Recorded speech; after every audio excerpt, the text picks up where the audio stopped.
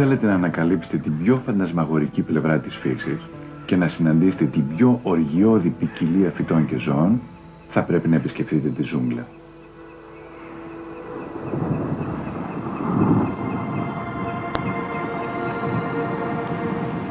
Η βιοποικιλία του βροχερού τροπικού δάσους είναι τόσο μεγάλη που ακόμα και σήμερα παραμένει σε μεγάλο βαθμό ανεξερεύνητη. Από τις εκατοντάδες χιλιάδες φυτικά είδη που βλασταίνουν εδώ, οι επιστήμονες έχουν μελετήσει μόνο το 1%. Πάνω από τα μισά φυτικά και ζωικά είδη, από όσα γνωρίζουμε, ζουν μόλις στο 6% της γήινης επιφανείας. Αυτή η εκπληκτική συγκέντρωση της ζωής έγινε δυνατή χάρη στα διαδοχικά στρώματα οικότοπων στο βροχερό δάσος, το φυσικό ανάλογο κατά κάποιο τρόπο της πολυκατοικίας. Το υγρό υπέδαφος και το στρώμα εδάφους ακολουθούνται από το θαμνώδες στρώμα, το μεσαίο στρώμα, το επάνω στρώμα ή κομοστέγη ή οροφή του δάσους και τέλος την προεξέχουσα ζώνη. Πολλοί από μας πιστεύουν ότι το βροχερό δάσος είναι κάτι απόμακρο, κι όμως επηρεάζει πολύ τη ζωή μας. 1 στα 4 προϊόντα του φαρμακείου της γειτονιάς σας προέρχεται από κάποιο φυτό του βροχερού δάσους. Οι Μάγια, δημιουργοί του μεγαλύτερου πολιτισμού που γεννήθηκε από τα βροχερά δάση, πίστευαν ότι το δέντρο του κόσμου, το Wakachan, ήταν ο κεντρικός άξονας που στήριζε τον κάτω κόσμο, τη γη μας και τον ουρανό. Το δέντρο της ζωής επανέρχεται σε πολλούς μύθους για τη δημιουργία. Στον κήπο της Εδέμ υπάρχει το δέντρο της γνώσης που έβαλε σε πειρασμό τον Αδάμ και την Εύα.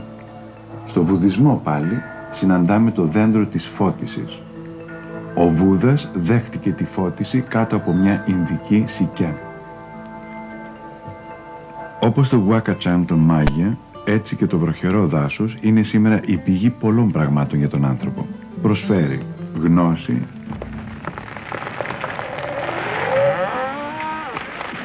πειρασμό, δοκιμασία, ίσως ακόμα και μια μικρή αναλαμπή φώτισης. Η γοητεία του βροχερού δάσους δεν είναι κάτι καινούργιο. Το 19ο αιώνα δημιουργήθηκε στο Kew Gardens του Λονδίνου το Palm House για να φιλοξενήσει τροπικά φυτά τα οποία είχαν συγκεντρώσει επιστήμονες και εξερευνητές.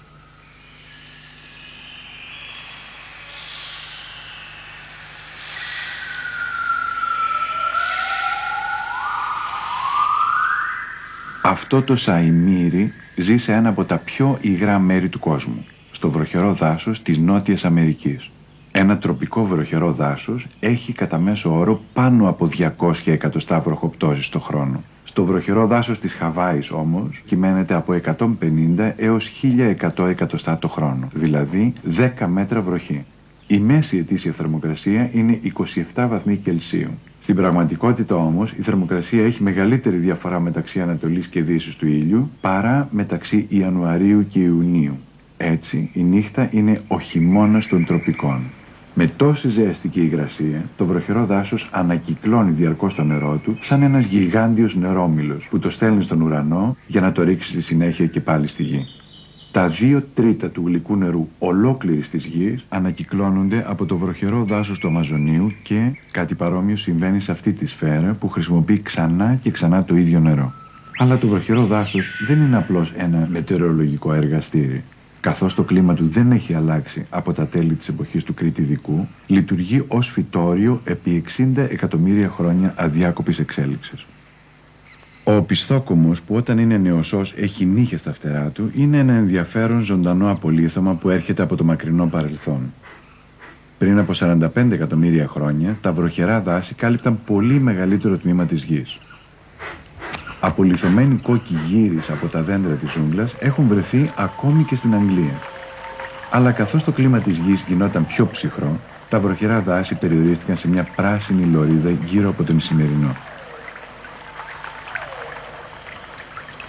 Παρά το φαινομενικό της χάος, η ζούγκλα είναι ένα περιβάλλον με υψηλό βαθμό οργάνωσης, όπου κάθε είδος έχει το δικό του θόκο, δηλαδή το χώρο όπου τρέφεται, κοιμάται και αναπαράγεται. Χάρη σε μια διαδικασία που λέγεται συνεξέλιξη, πολλά είδη έχουν εξελιχθεί μαζί, πράγμα που τους εξασφάλισε αμοιβαία ωφέλη. Παράδειγμα, το κολυμπρί δοκιμαστής και το άνθος δατούρα. Το μακρύ ράμβος του πουλιού έχει εξελιχθεί έτσι ώστε να φτάνει το νέκταρ που βρίσκεται βαθιά μέσα στο λουλούδι.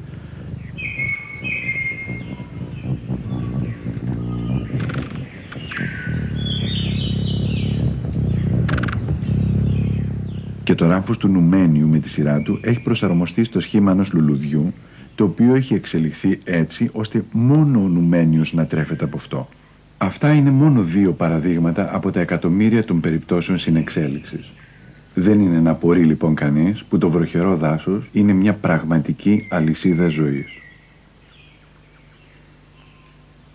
Ενώ σε όλη τη Βόρεια Αμερική υπάρχουν συνολικά 700 διαφορετικά είδη δέντρων, σε λιγότερο από 1 τετραγωνικό χιλιόμετρο στη Μαλαισία, τα είδη δέντρων είναι 750. Μια μικρή χώρα σαν τον Παναμά έχει περισσότερα είδη πουλιών από όλη τη Βόρεια Αμερική. Περισσότερα είδη ψαριών ζουν στον Αμαζόνιο από ό,τι στο Βόρειο Ατλαντικό. Σε ένα μόνο θάμνο του Περού μπορεί κανείς να βρει όλα τα είδη μυρμηγκιών των Βρετανικών νησιών. Τόσα είδη ζώων δεν θα μπορούσαν να συντηρηθούν χωρίς άφθονη τροφή. Το τροπικό δάσος είναι μια γιγαντιαία φρουτιέρα με πάνω από 3.000 είδη φρούτων και καρπών. Η παπάγια και το μάγκο είναι 2 από τα φρούτα που έφτασαν στα τραπέζια της Δύσης. Το πρώτο φρούτο βροχερού δάσους το ανακάλυψαν οι Δυτικοί το 1882. Στην αρχή μπορούσε κανείς να το προμηθευτεί μόνο μετά από παραγγελία. Καλλιεργείται και σήμερα στο Kew Gardens. Είναι η μπανάνα. Αλλά οι Ευρωπαίοι ήξεραν τα βροχερά δάση πολύ πριν το 19ο αιώνα. Όταν ο Κολόμβος έφτασε στην Αϊτή το 1492, είχε μείνει άφωνος από τη μοναδική ομορφιά του δάσους στις ακτές του νέου κόσμου. Τα βουνά, έλεγε, είναι γεμάτα 1000 ειδών δέντρα, τόσο ψηλά, που φαίνονται να αγγίζουν τον ουρανό. Από το 15ο έως το 17ο αιώνα, το επικερδές εμπόριο των μπαχαρικών τραβούσε σαν μαγνήτης τους Ευρωπαίους εξερευνητές στα νησιά της Νοτιοανατολικής Ασίας. Τα περισσότερα μπαχαρικά προέρχονται από φυτά του βροχερού δάσους. Η βανίλια, η κανέλα, το γαρίφαλο, το μοσχοκάριδο, ο ταμάρινδος και το πιπέρι. Στη διάρκεια του 18ου και του 19ου αιώνα, πολλοί επιστήμονες έβγαλαν τις εργαστηριακές ποδιές τους και φόρεσαν τη στολή του σαφάρι για να εξερευνήσουν τα βροχερά δάση. Το 1770 ένας Άγγλος χημικός ανακάλυψε ένα καινούριο υλικό που μπορούσε να σβήσει το μολύβι, το καουτσούκ που έγινε γόμα. Το λατέξ, ο γαλακτικός χυμός που αποτελεί τη βάση του φυσικού καουτσούκ, προέρχεται από το καουτσουκόδοντρο και λειτουργεί ως αμυντικός μηχανισμός. Προκαλεί τέτανο στα ζώα που τρώνε τις φλούδες των δέντρων. Αλλά το καουτσούκ αυθονεί στην Κεντρική Αμερική εδώ και χιλιάδες χρόνια. Οι Μάγια και οι Αζτέκοι έπαιζαν με μία μπάλα από καουτσούκ ένα παιχνίδι που έμοιαζε με το μπάσκετ. Βέβαια υπήρχαν κάποιες διαφορές στους κανονισμούς. Βλέπετε, σε εκείνο το παιχνίδι ο ηττημένος θυσιαζόταν στους θεούς.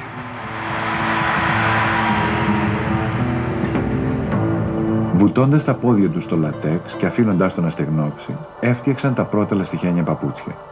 Αν και εδώ που τα λέμε, οι γαλότσες είναι πιο χρήσιμες στο βροχερό δάσος του Αμαζονίου. Στον ποταμό Αμαζόνιο και τους παραποτάμους του ζουν τουλάχιστον 5.000 γνωστά είδη ψαριών και άλλα 2.000 είδη προς ανακάλυψη. Αν ξεκινούσαμε ένα ταξίδι στα επίπεδα οικότοπων του βροχερού δάσους, αφετηρία μας θα ήταν το πλημμυρισμένο υπέδαφος. Στο βροχερό δάσος της Νότιας Αμερικής, το ψάρι ταμπάκι, που φτάνει συχνά τα 2 μέτρα μήκος, μπορεί να σπάσει το σκληρό φλοιό των σπόρων του καουτσούκ, βοηθώντας τη διασπορά τους. Ο βραδίπους, που κατεβαίνει κατά καιρούς από τα δέντρα για να κολυμπήσει, έχει το ρεκόρ του πιο αργοκίνητου χερσαίου ζώου και προφανώς και του πιο αργού κολυμβητή.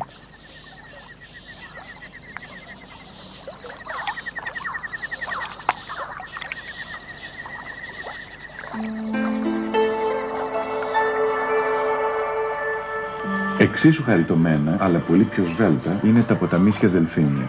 Στα βουρκωμένα νερά του Αμαζονίου η όραση είναι περιττή. Τα σχεδόν τυφλά δελφίνια βρίσκουν με ακρίβεια τον προορισμό τους χάρη στο μοναδικό σύστημα ηχοεντοπισμού sonar που διαθέτουν. Σε αυτή την ικανότητα των δελφινιών να προσανατολίζονται οφείλεται μάλλον μια περίεργη δοξασία των φυλών του Αμαζονίου. Λένε ότι τη νύχτα τα δελφίνια μεταμορφώνονται σε εγωιτευτικούς άνδρες που αποπλανούν αθώες γυναίκες.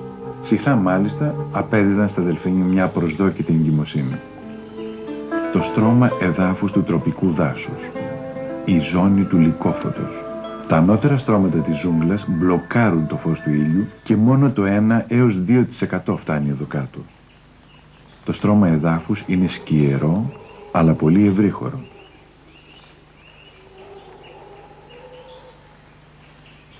Η ιδέα της απροσπέλαστης ζούγκλας χρονολογείται από τότε που οι πρώτοι εξερευνητές ταξίδευαν στο βροχερό δάσος με βάρκες.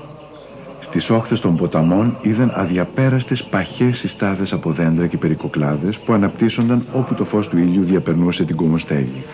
Υποθέτοντας ότι όλο το βροχερό δάσος θα εμφανίζει την ίδια εικόνα, το βάφτισαν ζούγκλα από τη σανσκριτική λέξη τζαγκάλα, που σημαίνει πυκνή βλάστηση. Ορισμένα φυτά κλέβουν τις θρεπτικές ουσίες που χρειάζονται από άλλα φυτά. Η ραφλεσία χώνει τις ρίζες της στα αναρριχόμενα. Έτσι δεν χρειάζεται φύλλα για να εχμαλωτίζει την ηλιακή ενέργεια. Βγάζει όμως το μεγαλύτερο λουλούδι στον κόσμο, με διάμετρο 1 μέτρο. Επειδή μυρίζει σαν σάπιο κρέας, τραβάει σαν μαγνήτη στις μύγες που το γονιμοποιούν με τη γύρι που μεταφέρουν. Τα περισσότερα φυτά που αναπτύσσονται στο θαμνώδες στρώμα του βροχερού δάσους αγωνίζονται να εξασφαλίσουν το αναγκαίο ηλιακό φως, βγάζοντας μεγάλα φύλλα. Όσο μεγαλύτερη είναι η επιφάνεια των φύλλων, τόσο περισσότερες πιθανότητες έχει το φυτό να εχμαλωτήσει το λιγοστό φως που δραπετεύει από τα ανώτερα στρώματα. Πολλά φυτά εσωτερικών χώρων που έχουμε στα σπίτια μας κατάγονται από το θαμνώδες στρώμα του βροχερού δάσους, όπου επιβιώνουν με λιγοστό φως. Η βίγκα, η ελαχίστη ή η αγριολίτσα λεγόταν παλιότερα λουλούδι του θανάτου, γιατί έφτιαχναν με αυτή στεφάνια που τα φορούσαν στους κατάδικους στο δρόμο για την εκτέλεση. Γνωστή και ως λουλούδι του μάγου, η βίγκα χρησιμοποιούνταν ως ηρεμιστικό αλλά και για τον εξορκισμό των κακών πνευμάτων. Δεν αποκλείεται να υπάρχουν ψήγματα αλήθειας σε αυτή τη δυσιδαιμονία. Ένα αλκαλοειδές από τη ροζ βίγκα χρησιμοποιείται στη θεραπεία του καρκίνου και έχει ανεβάσει το ποσοστό επιβίωσης, στην περίπτωση της παιδικής λευχαιμίας, από 20% σε 80%. Πάνω από 2.000 φυτά της ζούγκλας έχουν αντικαρκινικές ιδιότητες. Ακόμη και οι χιμπατζίδες του αφρικανικού βροχερού δάσους ξέρουν ότι κάποια φυτά έχουν θεραπευτική δύναμη. Όταν υποφέρουν από το στομάχι τους, τρώνε ένα βότανο που το λένε ασπιλία.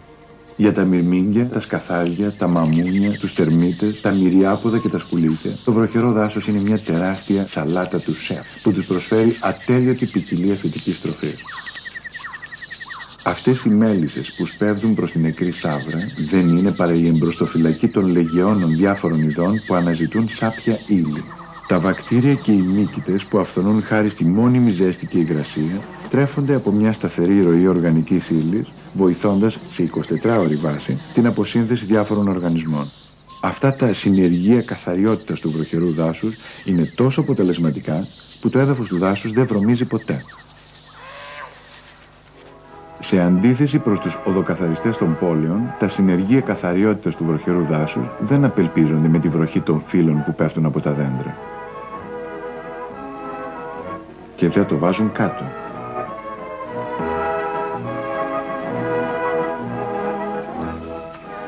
Για πολλά ζώα το έδαφος είναι ένας ξένος τόπος. Αυτός ο λεμούριος από τη Μαδαγασκάρη, που ονομάζεται σιφάκα, έχει αποκτήσει, χάρη στην εξέλιξη, τόσο μακριά άκρα για τη ζωή του στα δέντρα, ώστε το περπάτημα είναι μια πραγματική δοκιμασία.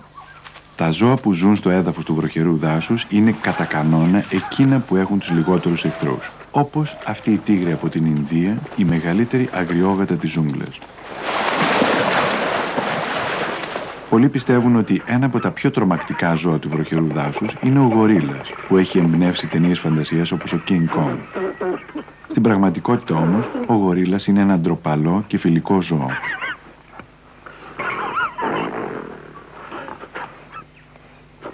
Μόνο απέναντι στα φυτά γίνεται επιθετικό. Η δίαιτά του περιλαμβάνει 50 διαφορετικά είδη φυτών.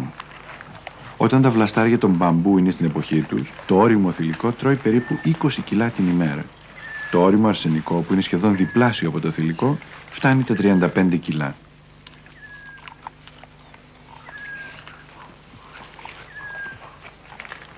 Αν και τα σαημύρια επισκέπτονται που και που το έδαφος, τον περισσότερο καιρό τους τον περνάνε πάνω στα δέντρα.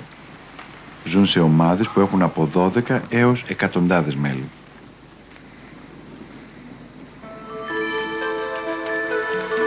Το θαμνώδες στρώμα του βροχερού δάσους ξεκινάει από το έδαφος και φτάνει σε ύψος 9 μέτρων. Εδώ συναντάμε νερό στις βρωμελιίδες, παράξενα φυτά που σχηματίζουν λιμνούλες με νερό της βροχής στα φύλλα τους. Μερικές μπορούν να συγκρατήσουν μέχρι και 7 λίτρα νερό.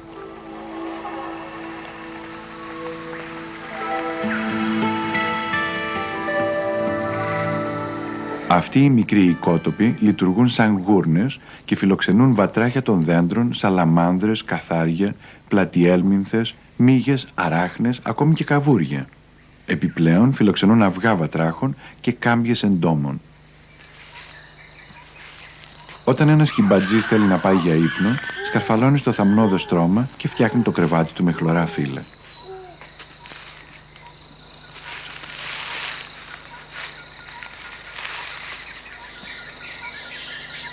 Αυτό το στρώμα του δάσους κατοικείται από διάφορους αναρριχητές χαμηλών επιπέδων. Τους τάρσιους, τα αϊ, τα λόρις,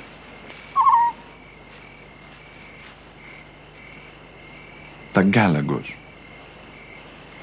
και τα τζάγκουαρ, τη δεύτερη σε μέγεθος αγριόγατα της ζούγκλας.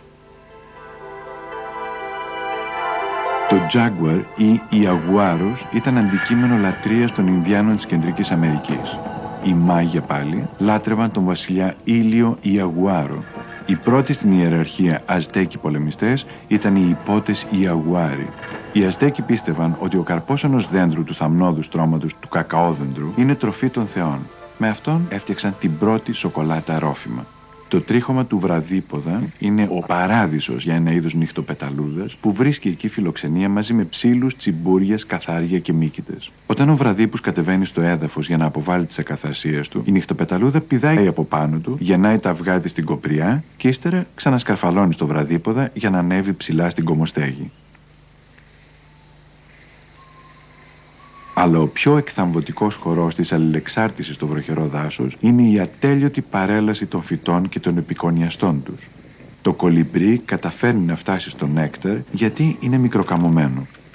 Πιο μικρό και από μια πεταλούδα, ζυγίζει λιγότερο από μια βέρα. Πέρα όμως από την οργιαστική επικονίαση στη ζούγκλα υπάρχει και αυθονία διασποράς.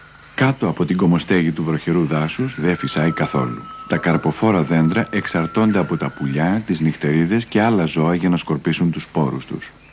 Είναι λοιπόν σημαντικό για ένα δέντρο να προσελκύει ζώα που θα μεταφέρουν τους σπόρους του. Να γιατί το βροχερό δάσος έχει συνήθως φρούτα με φανταχτερά χρώματα. Μια από τις πιο ενδιαφέρουσες περιπτώσεις διασποράς είναι εκείνη που εκτιλήσεται ανάμεσα στη σικιά και σε αυτή την καρποφάγο νυχτερίδα. Οι σικιές αυθονούν εδώ και οι καρποφάγες νυχτερίδες κάνουν εξαιρετική δουλειά, τρώγοντας τα σίκα και σκορπίζοντας τους σπόρους τους στο δάσος. Αλλά το πεπτικό υγρό της νυχτερίδας είναι ένα όξινο λουτρό για τους σπόρους του σίκου. Γι' αυτό και το δέντρο έχει εφοδιάσει τα φρούτα του με ένα καθαρτικό, το οποίο επιταχύνει το πέρασμα των σπόρων από το πεπτικό σύστημα της νυχτερίδας. Στη Σαμόα υπολογίζεται ότι πάνω από το 80% των σπόρων που πέφτουν στο έδαφος προέρχονται από τις καρποφάγες νυχτερίδες και αποβάλλονται κατά τις λεγόμενες σποροβροχές. Ίσως η πιο κακόφημη σικιά είναι η λεγόμενη σικιά στραγγαλιστής. Η σικιά αυτή βγάζει εναέριες ρίζες στήριξης πάνω στο δέντρο που τη φιλοξενεί. Οι ρίζες αγκαλιάζουν ολόκληρο το δέντρο και σιγά σιγά το πνίγουν. Το μεσαίο στρώμα του τροπικού δάσους είναι στην πραγματικότητα μια ταξιδιωτική ζώνη, ένας εναέριος διάδρομος που αποτελείται από κορμούς δέντρων και αναρρεχητικά φυτά ή λιάνες, τα οποία οδηγούν στην κομοστέγη 25 μέτρα πάνω από το έδαφος. Οι λιάνες δεν σπαταλούν ενέργεια για να φτιάξουν χοντρούς κορμούς. Χρησιμοποιούν τα δέντρα για να στηριχτούν και σκαρφαλώνουν γρήγορα από το έδαφος προς την κομοστέγη, όπου βγάζουν τα δικά τους φύλλα, τα λουλούδια και τους καρπούς τους. Ο πιο διάσημος ταξιδιώτης του ενδιάμεσου στρώματος, ο Ταζάν, κρεμόταν από λιάνες που είχαν ξεκοπεί πια από το έδαφος. Οι καλύτεροι σε αυτό το σπορ είναι οι γίβονες. Έχουν τα πιο μακριά χέρια από όλα τα πρωτεύοντα θηλαστικά και αιωρούνται με εκπληκτική ευκολία από δέντρο σε δέντρο. Άλλα ζώα, όπως αυτή η μαλλιαρή μαϊμού, έχουν μετατρέψει την ουρά τους σε χρήσιμο πέμπτο άκρο. Άλλα ζώα γλιστρούν σαν σαΐτες στον αέρα του μεσαίου στρώματος. Χάρη στο μεμβρανώδες δέρμα τους, οι βάτραχοι, οι σκίουροι και αυτός ο πέταυρος τα καταφέρνουν πολύ καλά στο πέταγμα. Εδώ θα δούμε και ένα υπτάμενο δενδρόφυδο από την Νοτιοανατολική Ασία που μπορεί να πλατείνει το σώμα του και να σκίσει τον αέρα σε απόσταση 50 μέτρων.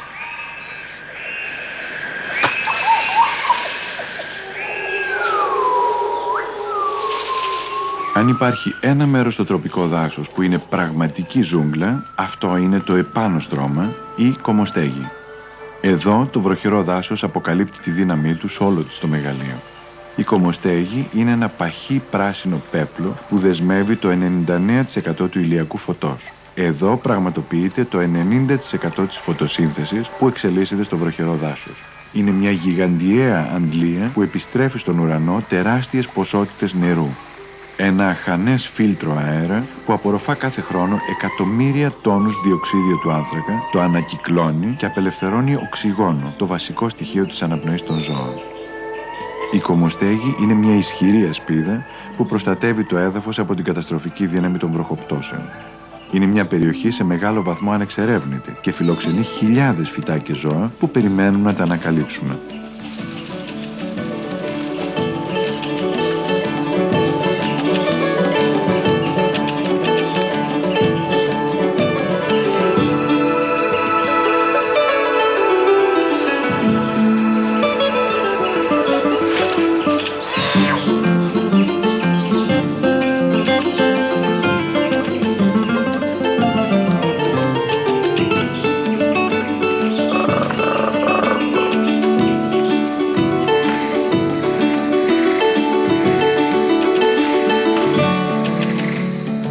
Πάρα πολλά είδη ζουν και πεθαίνουν εδώ, χωρίς ποτέ να αγγίξουν το έδαφος. Τρέφονται από την αυθονία των φύλων, των καρπών και των θηραμάτων που βρίσκονται στην κομοστέγη. Το χώμα που προέρχεται από τη διαρκή αποσύνθεση φυτικής ύλης συσσωρεύεται στα κλαδιά της κομοστέγης, παρέχοντας τη βάση και τη θρεπτική ύλη για τη βλάστηση της χλωρίδας. Τα επίφυτα, φυτά που αναπτύσσονται πάνω σε κάποια άλλα, χωρίς να τα βλάπτουν, συμβάλλουν ανυπολόγιστα στην παραγωγικότητα του βροχερού δάσους, φιλτράροντας το νερό και δεσμεύοντας την ηλιακή ενέργεια. Για πολλά έντομα, αυτή η κίτρινη δαρλιγκτονία είναι η γούρνα, από όπου δεν θα φύγουν ποτέ. Ένα ζωήφιο που διψάει, γλιστράει από τα ολισθηρά τυχώματα και πέφτει μέσα σε μια δεξαμενή με πεπτικά υγρά. Ορισμένες δαρλιγκτονίες έχουν βάθος 30 εκατοστά και συγκρατούν μέχρι και 2 λίτρα υγρό. Σκορπιοί, σαύρες και ποντίκια παγιδεύονται συχνά στα βάθη τους. Τα 2 τρίτα από τα 35.000 είδη ορχεοειδών που υπολογίζουμε ότι υπάρχουν προέρχονται από το βροχερό δάσος.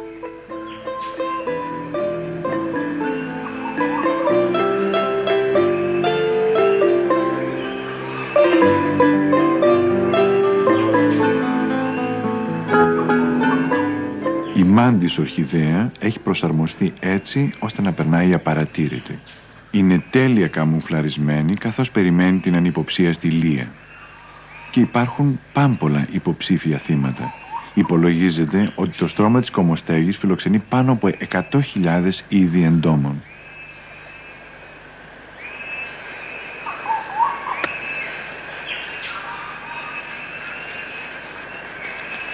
Σε αυτά περιλαμβάνεται και ένα από τα πιο μεγάλα γνωστά έντομα, η νυχτοπεταλούδα Άτλας, με άνοιγμα φτερών έως 30 εκατοστά.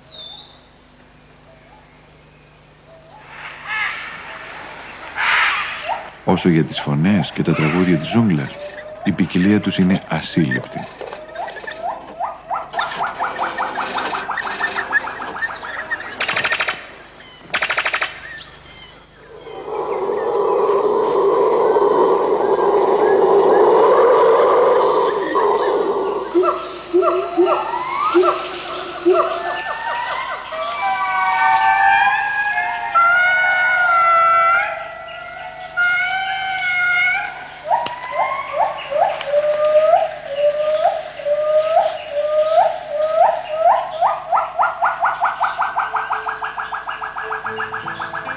Πάνω από την κομμοστέγη βρίσκεται η προεξέχουσα ζώνη, το ανεμοδαρμένο ρετυρέ του βροχερού δάσους. Εδώ ξεπετάγονται οι κορφές των πιο ψηλών δέντρων.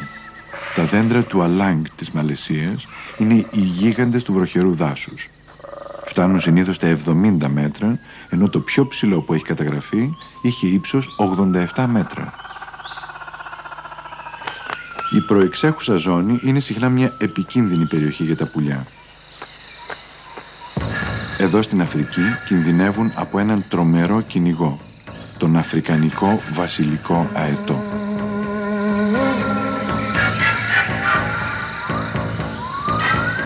Με τις κυνηγετικές ικανότητες και τα γαμψά του νύχια μπορεί να αρπάξει ένα πουλί ή ακόμα και μια μαϊμού από ένα δέντρο.